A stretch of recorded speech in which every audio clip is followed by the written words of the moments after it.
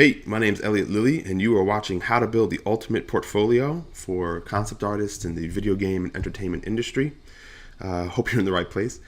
What we're going to be covering today are the high-level goals of the course, so I'm going to jump right in. There's 5 chapters. The first one is understanding the industry. I'm going to go over how concept art is used, the role of a concept art, and what the job has become. What makes a good candidate for different studios, what they're looking for, why some artists are chosen over others. I'm going to talk about how you position yourself and how that affects the types of studios you can work at, what your career is going to look like in 5 or 10 years. I also want to talk about new trends that are evolving as this industry is growing and maturing over time. You have to be aware of all of these things in order to make a portfolio that speaks to today's modern market. And so some of the stuff that we used to do 3-4 years ago, even some of those techniques are like out of date. In chapter 2, getting started, once you get a better handle on how the industry has evolved and what the job is, we're going to talk about how to establish goals and how to formulate a plan that gets you where you want faster. From there, we're going to talk about creating targeted artwork. The quickest way to get the job you're after is to go after that job. I'm going to show you exactly how to do that step by step. I'm going to show you even some shortcuts. I mean, we all cheat, right? Good artists borrow, amazing artists steal. I'm going to teach you how to steal so you can get to your end goal as quickly as possible. And so that chapter 2, getting started, is all about making new artwork with your goals in mind.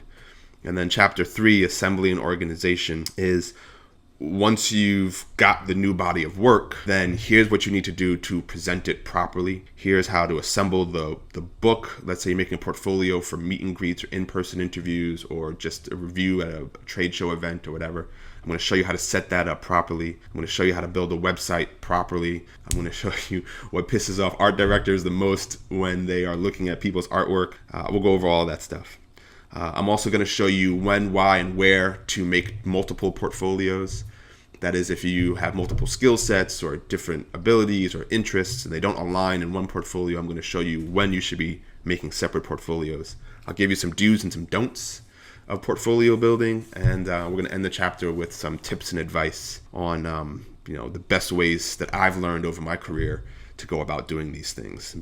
Chapter 4, critical observation. I'm going to show you examples of guys who are, I think, doing it really, really well. They don't even necessarily have to be the best artists in the industry. I mean, some of them are, but they can just be regular guys, you, me, whoever, who just have amazing portfolios. And it could be the quality of work. It could be the presentation of the work. So I'm going to show you some really good portfolios that you should be mimicking, and then maybe some not so really good portfolios, right? Things to avoid. Because I don't know where you're coming from, what your interests are. I'm going to try and cover the gamut. So if you want to do weapons, vehicles, characters, props, map painting, whatever, we'll try to talk about what makes those portfolios successful in that critical observation chapter. I'm also going to show you how to troubleshoot your portfolio currently. If it's not working, if you're not getting hired, if things aren't really going in your favor, I'm going to give you a couple of reasons why that might be, and then some solutions to solve those problems and issues. And then the last chapter, final thoughts, that is where I leave you with some words of wisdom, some final advice. We'll talk about when to update. I'm going to talk about evaluating yourself. How do you know when you're ready for the industry? Is your work good enough, et cetera, et cetera. So it's going to sum up everything nicely, and it should get you guys on your way. Let me know if you have any questions, comments at the end of this whole thing. I hope you're still with me. Stick around. I'll see you in the next chapter.